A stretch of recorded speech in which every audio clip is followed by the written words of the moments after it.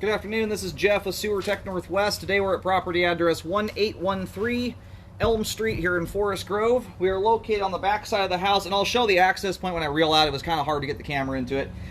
We're going to insert the camera and check the overall condition and serviceability of the sanitary sewer line. We do have water running, and I just zeroed the foot counter out right at the base of the vent stack here. I'm going through the vent stack on the outside rather than the clean out on the interior because I could run water in this circumstance. And there's likely a clean out outside here too, but going through the interior clean out, you can't do it, otherwise you'll have water pouring onto the floor. So we went from PVC to 3034 PVC, and then now we're into ABS plastic. We do have quite a bit of standing water in the line here thus far. We'll see how that looks when the line's drained off at the end.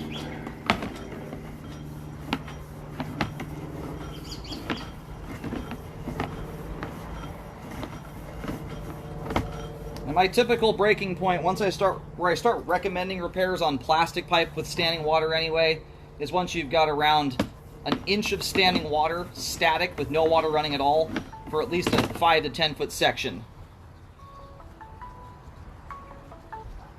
It's at 5 to 10 foot section with an inch of water is where I generally start seeing regular old toilet paper start collecting, not just things that should not be going down the line, like paper towels and stuff like that.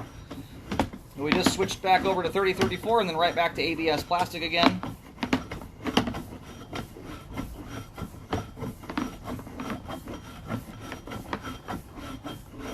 And you've got a lot of bellies in the line, unfortunately. And bellies do not guarantee a blockage is going to happen. I describe bellies, it's kind of like hitting the pool at the bottom of the water slide. You come to a stop quickly. That's what it's designed to do. The same principle applies to toilet paper and everything moving through the line. When you run into standing water, that debris can either slow down or stop, and that's where you get your potential for buildup and a blockage to occur. So if you're being careful, if you're treating the line kind of like a septic system, and you're folding your toilet paper, not balling it up, and not putting things like paper towels down the line, it does a great deal to mitigate potential blockages. But when you get enough standing water in the line, a blockage can occur from regular, proper usage, not just things that aren't intended to go down the line.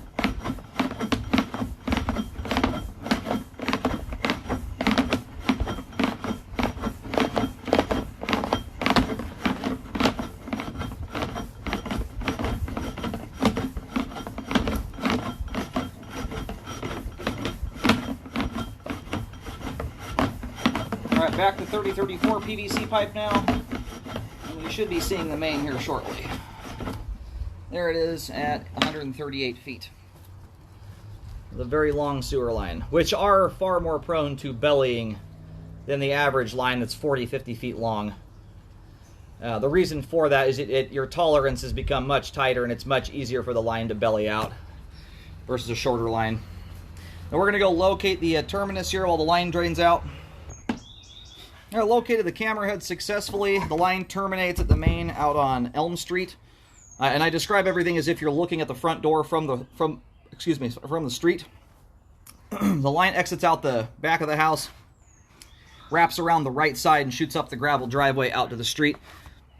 And the line terminates on the very, very far side of the road. It goes all the way to the other side of the street. Part of the reason why this line is as long as it is.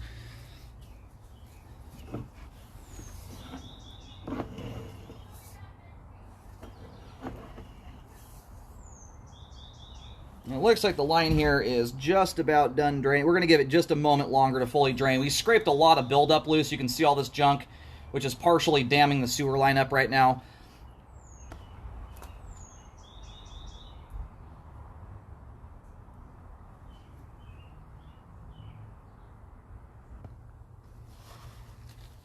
Alright, we're going to start pulling back here. We still have a little bit of rippling in the water there, but well, I don't know if the line's truly fully drained right now or not. There's buildup in the line that's going to be letting water slip past it in fits and starts, so we're going to start pulling back here.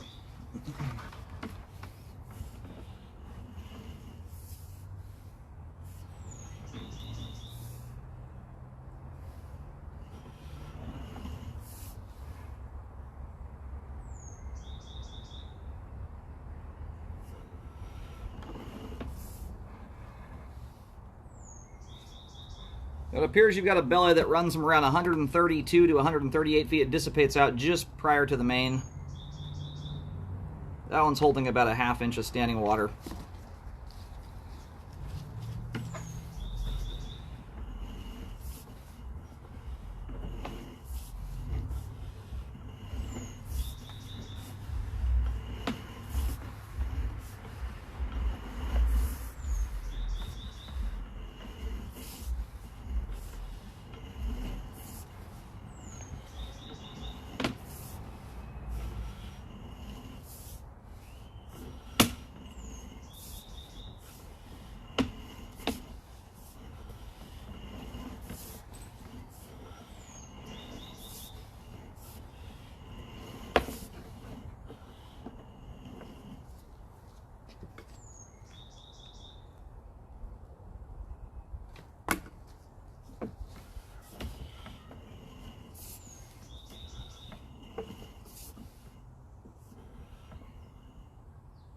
That one there is from around 105 to 110 feet. This is a relatively minor belly, especially given the distance from the home. When you couple them all together, like if there were one belly in the line with a quarter to a ½ inch of standing water, that's something I'm not terribly concerned about in and of itself. When you have multiples of them in a row, though, they start to compound on themselves. But the further out bellies are the ones that are generally least concerning because of the distance they are from the house. When you block up at those distances at 100 feet, you build up a lot of head pressure with that water building up behind the blockage. So another one here that dissipates out around 90 feet.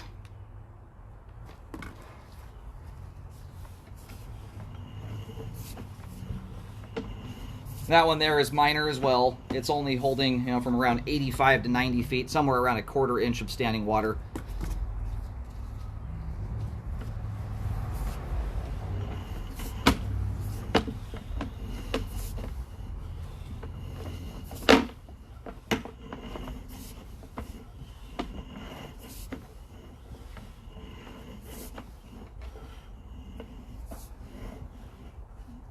I have another here at about 75 feet. This is a more significant one. You can see the difference in the buildup that's occurring here. This one's over an inch of water.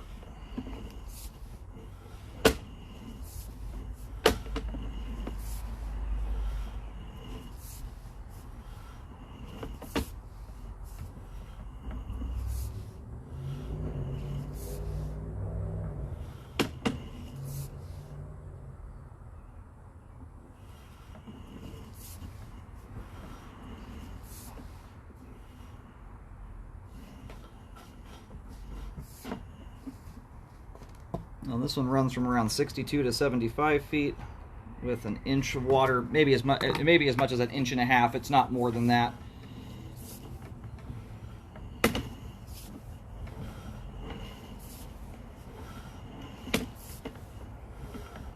So at the least, what I would recommend doing here is jetting the line, clean all the grease buildup out of it and debris that's in the line here. And then with lines like this, you want to make sure, if the bellies aren't correct, make sure you're not putting things down the line that shouldn't be going down there. Paper towels, flushable wipes, tampons, things like that are especially problematic for bellies, because those items, most everything is going to slow down or hang up in a belly, at least temporarily, but the items that shouldn't be going down the line will not break down on their own and are far more prone to blocking.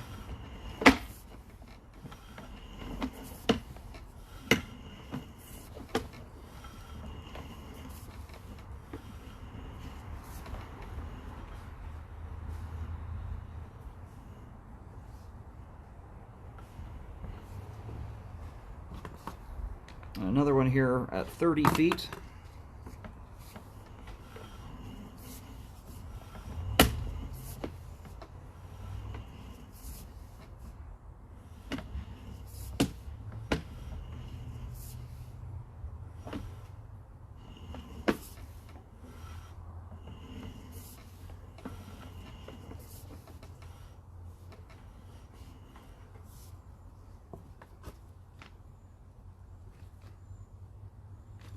That one there is holding roughly a ½ inch of standing water.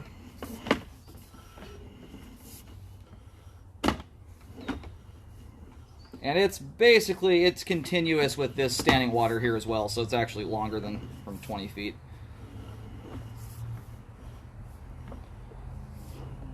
It actually runs from around 14 to 30 feet. And the first half of it is holding 1 inch.